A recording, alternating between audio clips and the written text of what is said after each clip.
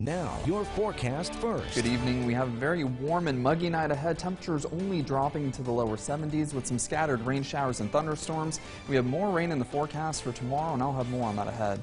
Eyewitness News at 6 starts now. This is Eyewitness News at 6 on WUTR. Tonight's top stories at 6. Sculpture Space, a community studio for artists in West Utica, was vandalized sometime over this weekend.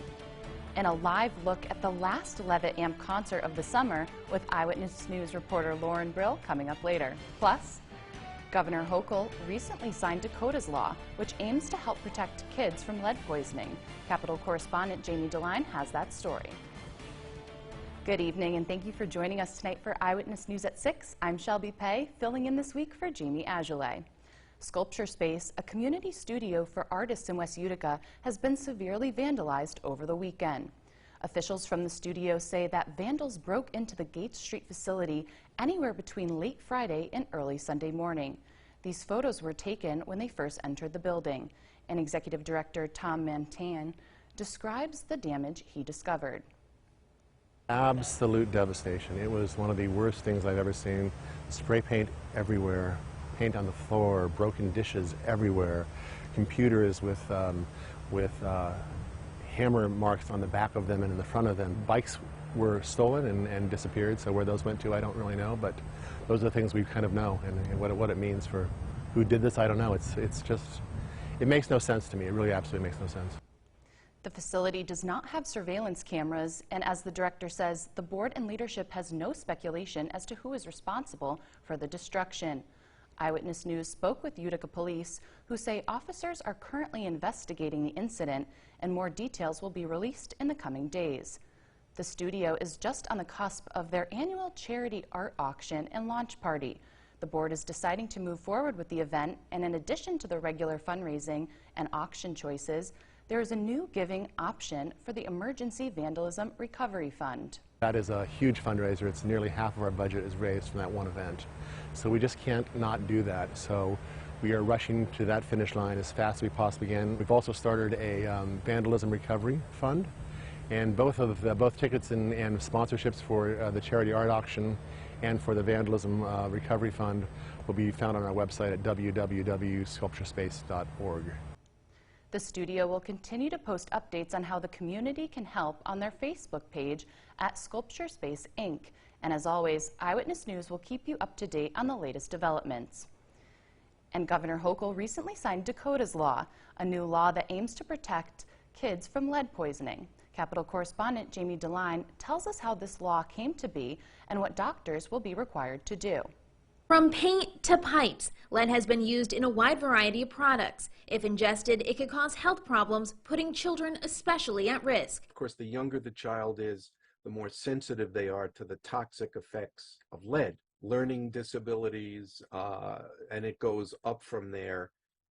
And low levels of lead intoxication does not have any symptoms. It has a cumulative silent effect. So we're very concerned about lead. It's an issue Tisha Jones is bringing awareness to after her daughter Dakota was diagnosed with lead in her body at the age of 4. I wanted to prevent the same things from happening to other families. That's why she, along with Senator Gustavo Rivera, worked to write Dakota's bill, legislation that would require annual lead screenings for children at their primary doctor's appointments. Screening means asking a series of questions of parents all the way up until their child is 6 years old, just to make sure that if a child is at risk, if a child has any symptoms or any signs that they might have lead in their blood, that they would be given the opportunity to be tested, to have that child tested, as well as potentially having their place of domicile to actually be inspected. Governor Hochul recently signed this bill into law. Senator Rivera says the State Department of Health will be creating the questions that will be given to doctors. Dr. Jim Saperstone, a pediatrician, weighs in. Yeah, if states haven't done it, it's a great idea. And again, that's an American Academy guideline. When we read about the latest guidelines that we need to perform when we see kids for their healthy checkup. So absolutely. As for Dakota, her mother says she's now in 11th grade and is into technology. She likes to code and she likes to do edits and things of that nature, and it keeps her pretty much busy. You know, with the brain damage, I can see that there were some effects, so we like to keep her doing positive things and things that she likes to do. Reporting in Albany, I'm Jamie DeLine.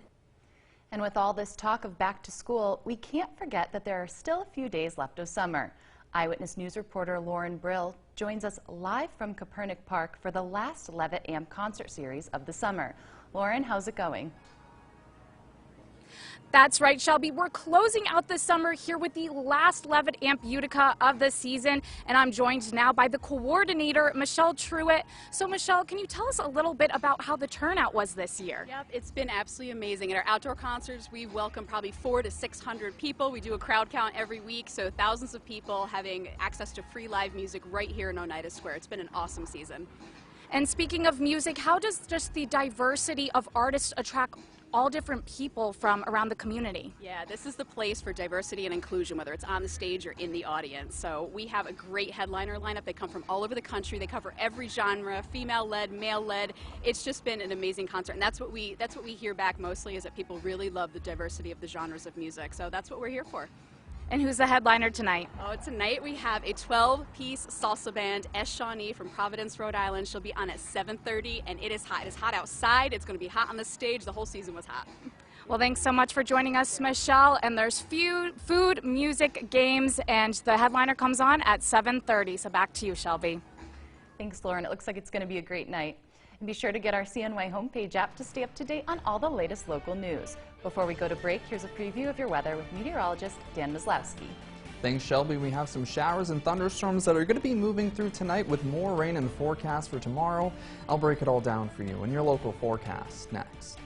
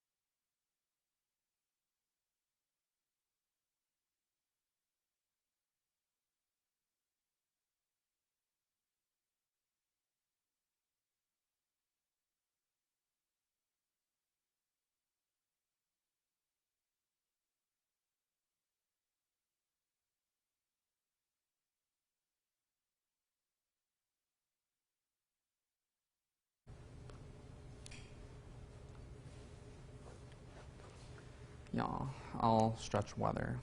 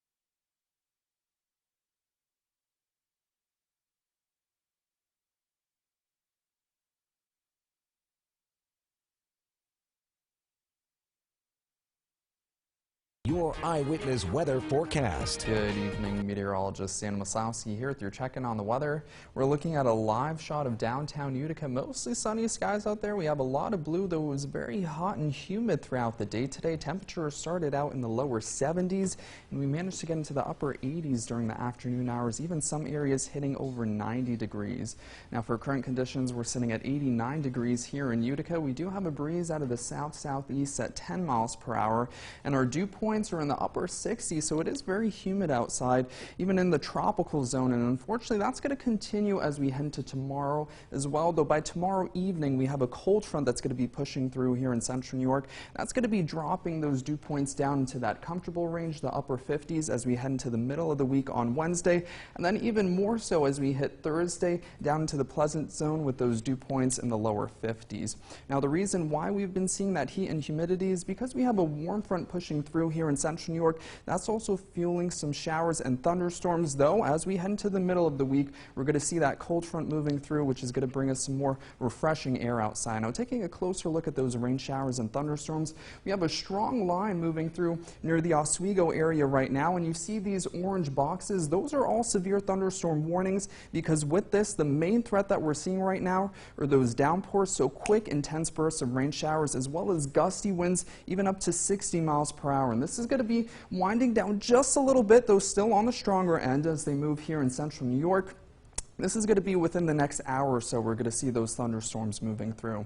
For our low temperatures tonight, very mild, very warm and muggy. Those lows in the 60s and the lower 70s, 66 degrees as a low there in Old Forge, 71 in Utica, and 72 in Ilion. So definitely not a night when you want to open up the window before you head to bed, because it will be very muggy outside.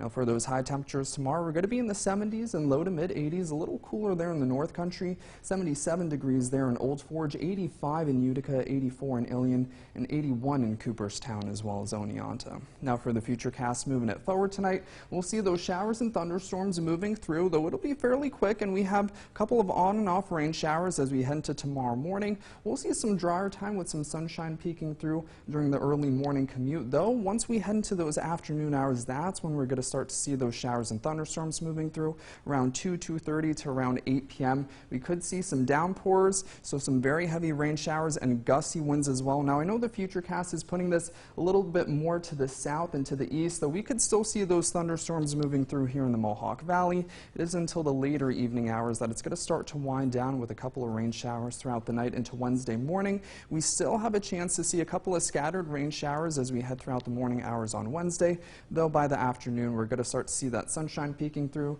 and clouds will be clearing. Now, to recap for tonight, we'll have those scattered rain showers and thunderstorms, a light breeze, though it could be very gusty within those thunderstorms, and those low temperatures very mild, only dropping into the lower 70s. Now, as we head into tomorrow, we'll see those showers and thunderstorms returning once again with that cold front moving through.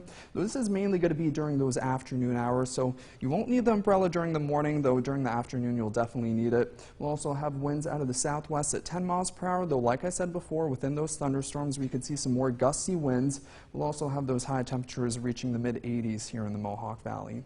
Now, for our 7-day forecast, as we head into tomorrow night, low temperatures dropping into the 60s, though it still will be warm and muggy. And like I said before, we have a chance to still see some scattered rain showers, mainly during the morning hours on Wednesday.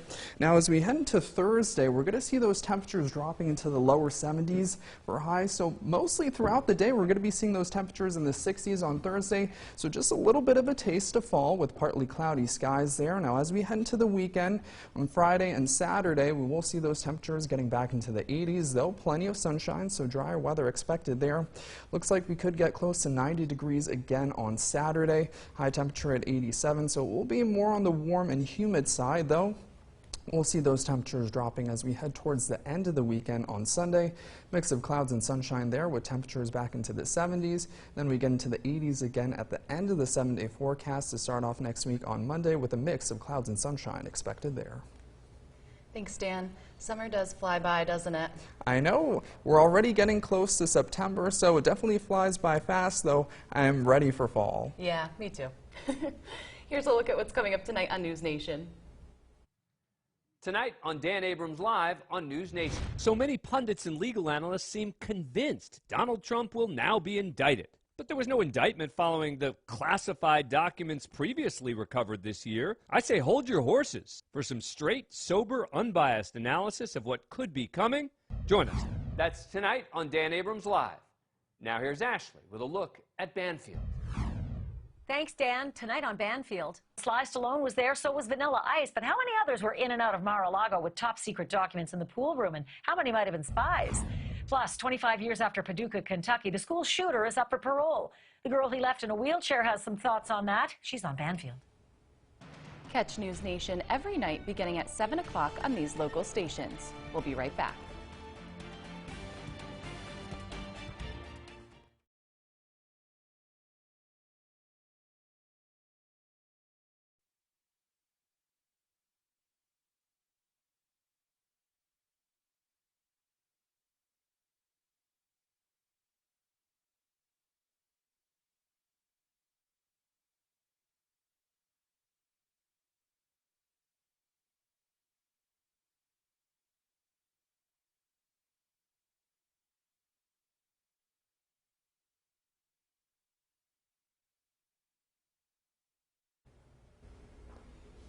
Awesome, Yay. thank you.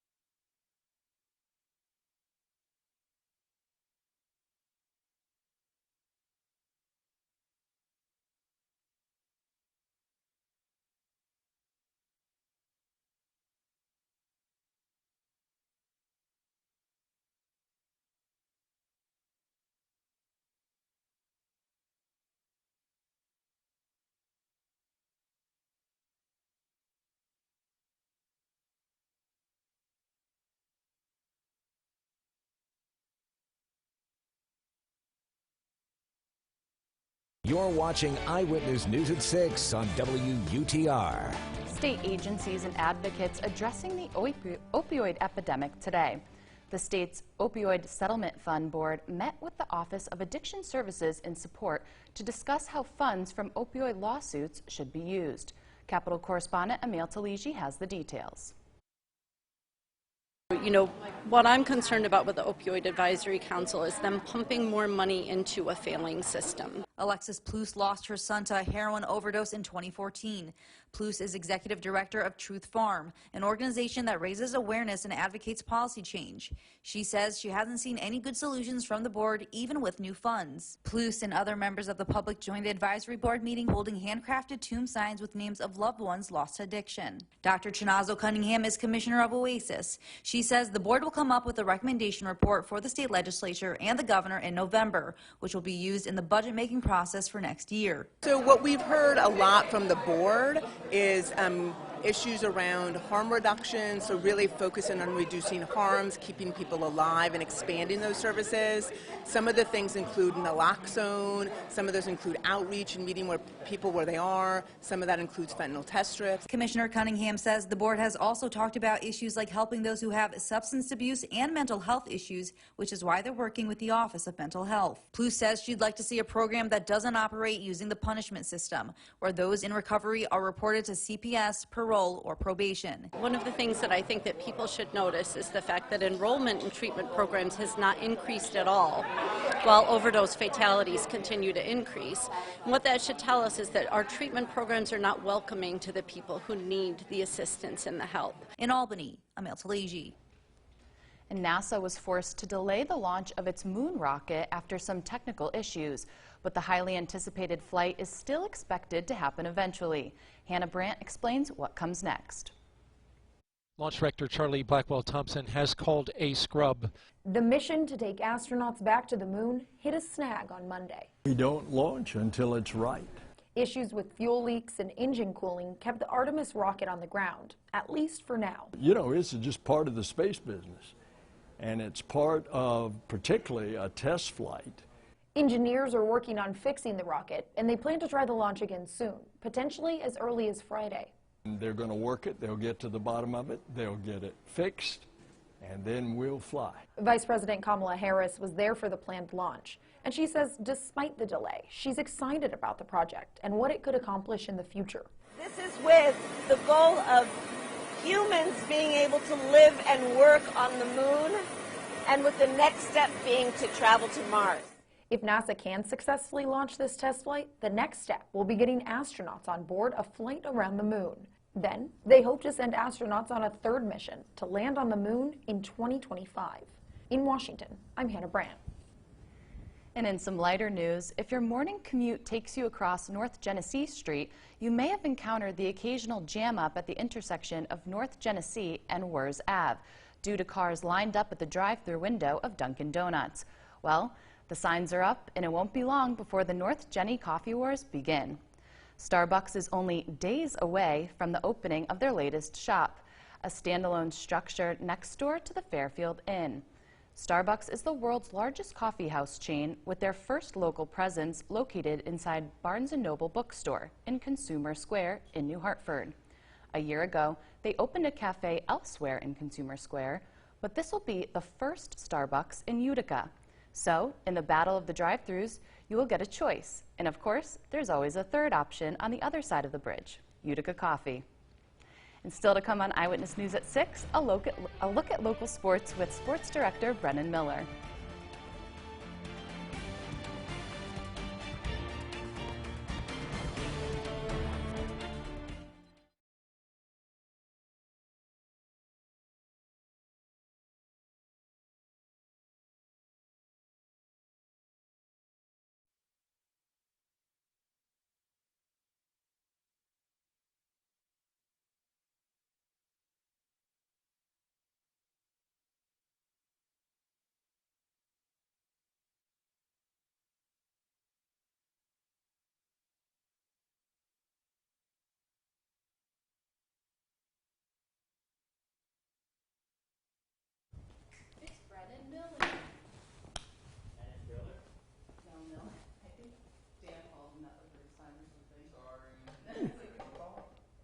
Yeah, check, check. 1, 2, 3. Mic check. 1, 2, 3. Check. Sweet.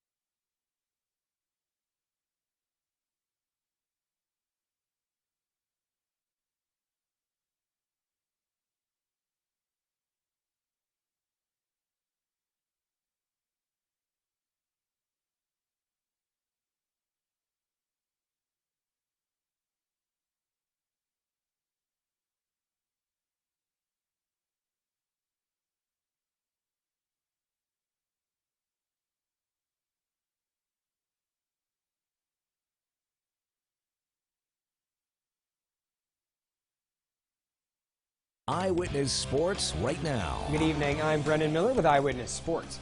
The girls' portion of the New York High School basketball tournament kicked off today. The team made up of players from Utica and the Mohawk Valley playing against the team from the Finger Lakes at 11 a.m. in the opening game. The ladies won that game in pretty dominant fashion, doubling up the Finger Lakes squad by a final score of 42-20. So with the win, they advanced to play one of the two Syracuse teams involved in the tournament. Cuse had two teams because the Buffalo region team dropped out just a few days prior. But this is the original Syracuse roster that was put together to compete. And the Mohawk Valley would take them down as well by a final score of 41-36. So they start 2-0 and advance to the semifinal where they will play Albany. They took down Binghamton in the other quarterfinal game. With 2 wins today, the team from the Utica region, can now claim the best overall record among the regions through the boys and girls tournaments. The boys went 3-1, losing only the championship game in their tournament, bringing the region's overall record to 5-1 with the 2 wins earlier today. Syracuse is in second with 5-3 overall record. The ladies will have to wait until noon tomorrow for their semifinal to improve on their record. They play Albany for the chance to make it to the championship out of the winner's bracket. And so the venue for that tournament is the New York State Fairgrounds, the outdoor courts to be precise, but some news today on another local venue that is hoping to host tournaments for local athletes sometime in the coming months, the Nexus Center. The center had posted a few new pictures last week of the construction updates, but today we got a big dump of photos as the concrete is down on each of the 3 multi-purpose playing surfaces being installed, and the infrastructure has been put up for the concession stands and coffee shop that will be included in the final plan. As of right now, the grand opening series is scheduled for November 11th through 13th, a junior hockey tournament, but the center has also scheduled some non-hockey events for the future of the building, including the 2023 Northeast Tattoo Expo, scheduled in June of next year.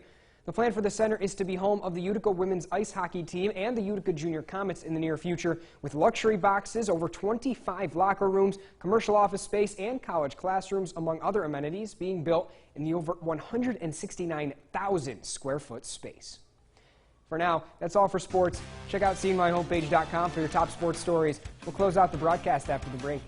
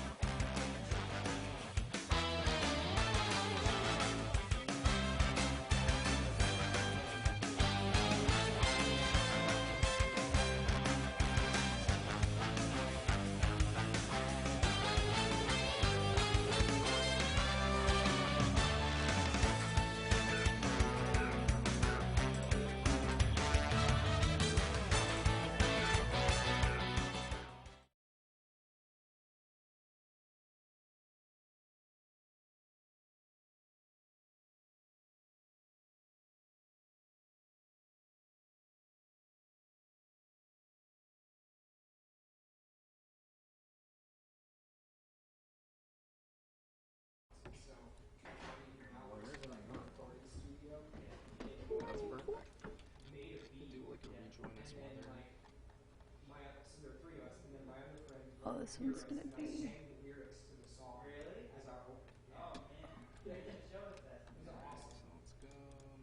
Where do I put it? Hey.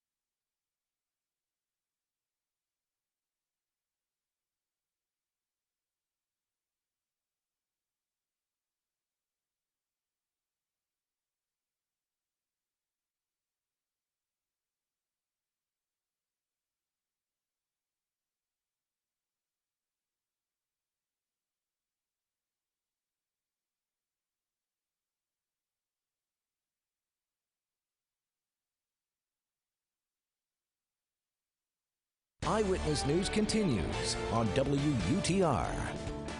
It's so hot and humid out there, Dan. When's it going to get better? I know, it's been really hot out there. The humidity has been on the rise as well, though it looks like we only have one more day that we need to get through, which is tomorrow, and then we're finally going to see some relief. And looking at the 7-day forecast, we could see there we have the showers and thunderstorms as we head into tomorrow, though with those thunderstorms is also a cold front that's moving through. That's what's causing those rain showers, and after that cold front moves through, we're going to see those temperatures dropping right back down to the 70s by Wednesday. We do have just a couple of light scattered rain showers, mainly during the morning hours, that will clear out and dry out by Wednesday afternoon. And then we get even cooler as we head into Thursday. A mix of clouds and sunshine there, though high temperatures only getting into the lower 70s. So it looks like for most of the day on Thursday, we're going to see those temperatures in the 60s, and our lows Thursday night drop back into the 40s. So it's going to be quite chilly there. You get a little bit of a taste of fall, and we'll have mostly sunny skies as we head into the weekend on Friday and Saturday. Heat returns, though, by Saturday with high temperatures in the mid-80s. We get back into the 70s on Sunday, and a mix of clouds and sunshine on Monday. All right, sounds good. Thanks, Dan. Thanks for joining us tonight. That's all for Eyewitness News at 6. ABC World News Tonight is next, and we'll see you back here again tomorrow.